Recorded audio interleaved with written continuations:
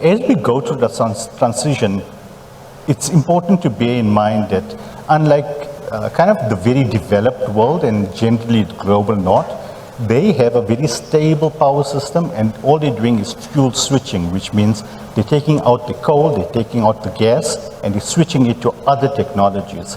In developing countries like ourselves and our BRICS partners, we've got this growth of energy demand, and as we fill up the growth, we also have to switch, which is kind of a double conundrum.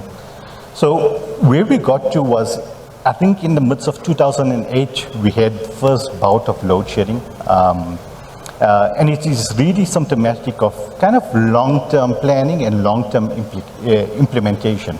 And solving this kind of short-term crisis of load shedding requires lots of investment for lots of infrastructure that typically lasts anywhere between 25 years, which is renewables, wind and solar, but 50, 60, even 80 years with technologies like nuclear. And that's why we have policies like IRP, which gives a lot of certainty on how we choose these technologies.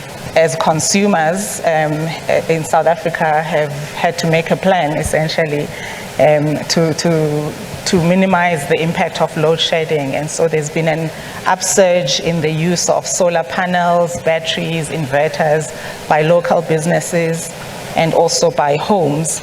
And it has created a new market. There is an association now that's even been established, which has begun to do standard setting. It's an import market, so most of these products are coming from other markets, primarily China, Japan, and Canada. And there are some dynamics around that we are interested in. The top 10 suppliers of household solar products, only one is South African at the manufacturing level of those products. So again, issues then of local capacity. But we are concerned, though, with the absence of regulation, particularly on accreditation and standard setting, which then is being done by industry.